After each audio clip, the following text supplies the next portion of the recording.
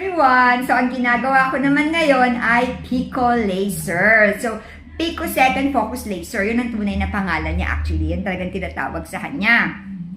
So, ang kliyente ko ngayon ay nakababad na sa anesthesia. And actually, 40 minutes ko na siyang ibinabad. And in just a few minutes, mag-Pico Laser na kami. So, ipapakita ko ngayon sa inyo ang itsura ng kanyang mukha. Pero syempre, hindi pwede yung buong mukha ni ma'am. Kasi nga, confidential ito. And after ng video na ito, ipapakita rin namin sa inyo yung actual procedure na Pico Laser. So, eto ngayon yung mukha ni ma'am, ha?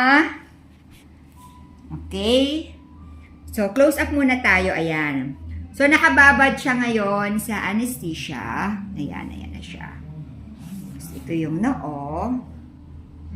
Ayan, yung noo. And then, ito yung kabilang side ng kanyang face. Ayan.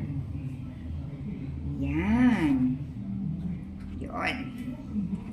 Yan. So, actually, aalisin ko na ngayon yung anesthesia ni ma'am kasi gagawa na kami ng Pico Laser. Sabi ko nga kanina, 40 minutes ko na siyang ibinabad. So, yung susunod na segment ng video na ito, yun na yung actual procedure ng aming Pico Second Focus Laser. Yun. Okay, magbababay na muna ako ha.